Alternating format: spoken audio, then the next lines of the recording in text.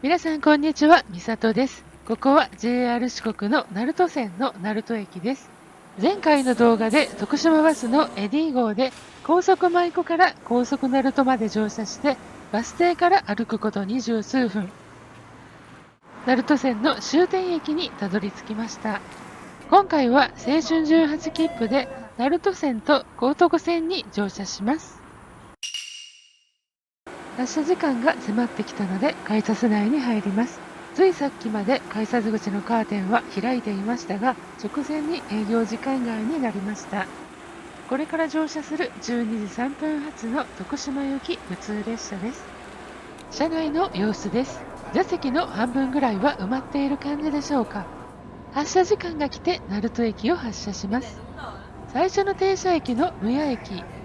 鳴門線開業時はこの駅が終点だったようですが、ホーム一つの駅で今では終点駅だった様子は伺えません。次は金毘羅前駅。鳴門市にも金毘羅神社があるそうです。道路を挟んで流れる川は新池川。今乗っている1500型機動車は3扉ですが、ワンバン運転時は真ん中の扉は開かないそうです。扉が閉まって整理券も収納されて金毘羅前駅を発車です。次の駅は教会前駅。近くに天理教の教会があるからこの駅名なのだとか。下車されたお母さんの荷物が倒れてあわやと思いましたが、お父さんが迎えに来られていたようでほっとしました。こうして鳴門線は徳島平野の北の端を淡々と走り続けます。次は辰巳駅。鳴門線の中間駅は見事に同じ片側にホーム一つの駅になっています。開業時からたまたまそうなっている感じでしょうか。辰巳駅を出ると道小部分に草が生えているのが目立ってきた感じです。阿波大谷駅は今までの鳴門線の駅と違ってホームが薄っぺらいコンクリートでできています。他の駅は開業以来の駅ですが、鳴門駅だけ昭和3年ですね。この駅だけ昭和36年に新設されたのだとか。阿波大谷駅を出ると次は池の谷駅。鳴門線は次の駅までです。ここで乗り換えで途中下車します。池の谷駅で鳴門行きの列車と行き違い。私の乗ってきた列車は徳島に向けて発車していきました。池の谷駅には鳴門線ホームと高徳線ホームを結ぶ五線橋があって登ってみます。上から見たら2つの路線が合流する鉄道模型のレイアウトの見本みたいな感じでしょうか。真ん中に駅舎があります。次に乗る列車まで時間があるので駅舎の方に降りてみます。変わる向きの立派な駅舎ですが無人駅です。次に乗る列車は12時48分発の高松行き。高徳線は普通列車で全線乗り通せる列車が日中は数えるほどしかなく非常に乗りにくい中、今回の鳴門線からちょうど良い乗り継ぎで高松まで直通があるので今日の青春18切符のコースとなりました。池の谷駅の駅前はこんな感じでした。こうして27分の待ち時間が過ぎて私の乗る高徳線の列車がやってきました。これから2時間と35分間乗車して高松まで行きます。車内は先ほどの鳴門線と同じような乗車具合でした。最初の停車駅の坂東駅。ここでいきなり4分間の停車時間。早速駅前に出てみます。この駅から徒歩10分のところに四国霊場88カ所巡りの第1番札所の霊山寺があります。停車時間4分なので足早にホームに戻ると特急うずしお13号が猛スピードで駆け抜けていきました。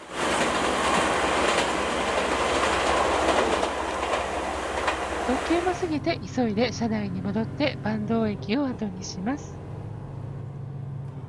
次の阿波川端駅。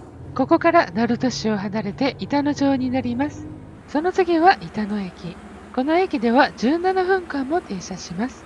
板野駅は1972年で廃止になった梶原線の起点駅で、今見えている板野駅の駅名板の後ろのバラストやレールが置いているあたりに梶原線のホームがあったのでしょうか。駅構内の様子はこんな感じです。駅はこの時は土休日が無人駅でした。駅舎の待合スペースはそこそこ広い感じ。板野町の役場の最寄り駅で特急も全列車停車するそうです。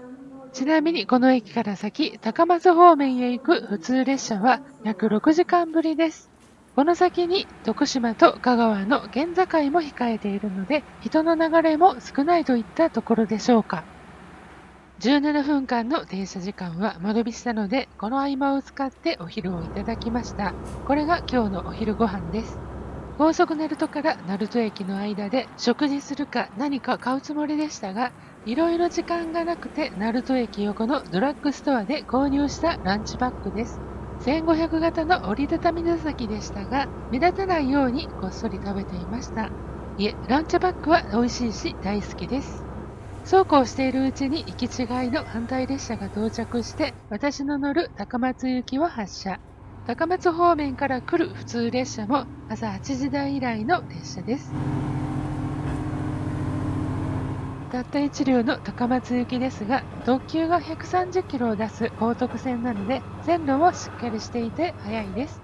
オーバークロスしていったのは高速線のライバルの高松自動車道ですね。周囲が山あいになってきて、阿波大宮駅です。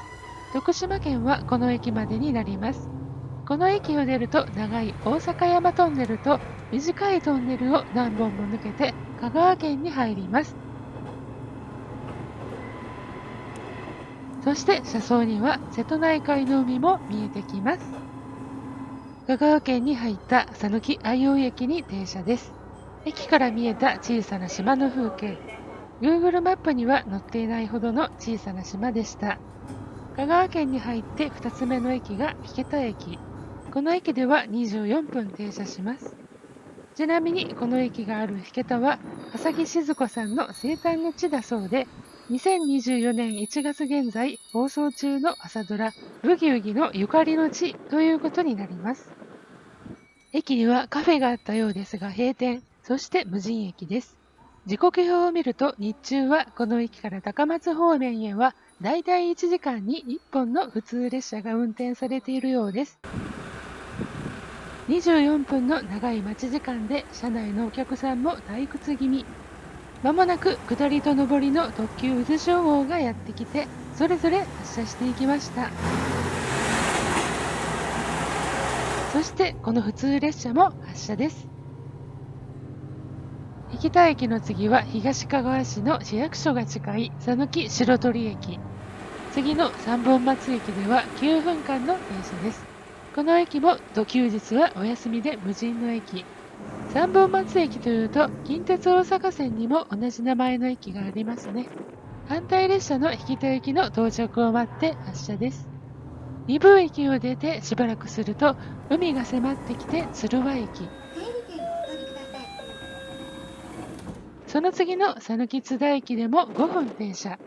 この駅の屋根は腰屋根というそうですが、凝った作りですね。下り列車とともに特急渦潮17号の通過を待ちます。14時35分、讃岐津田駅を発車。一つ前の鶴輪駅から讃岐市に入り、少しずつ車内のお客さんも増えてきました。神崎駅、増田駅を出て、ふと前を見ると、すげ傘をかぶったお遍路さんがいらっしゃいました。四国らしい車内の雰囲気です。こちらは隣に琴殿の駅がある讃岐牟礼駅。この駅から高松市内に入りました。乗客も増えたので撮影もちょっと遠慮気味となります。源平合戦ゆかりの駅、八島駅も過ぎて、車内の立ち客はこのぐらいになってきました。高架駅の栗林駅は最後の長く停車の7分間。改札階に降りるとちょっとした都会の駅の雰囲気です。特急渦潮19号の到着を待って発車。こうして徳島県の池の谷駅から2時間35分かけて高松駅に到着しました。長かったですが途中の駅舎を眺めたり、行き違いの列車、特急を見ながらの道中は、全く飽きずに2時間半を楽しめました。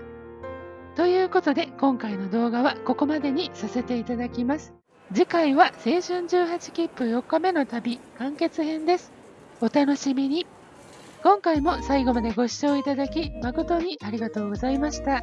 チャンネル登録をどうぞよろしくお願いいたします。評価の方もしていただけると嬉しいです。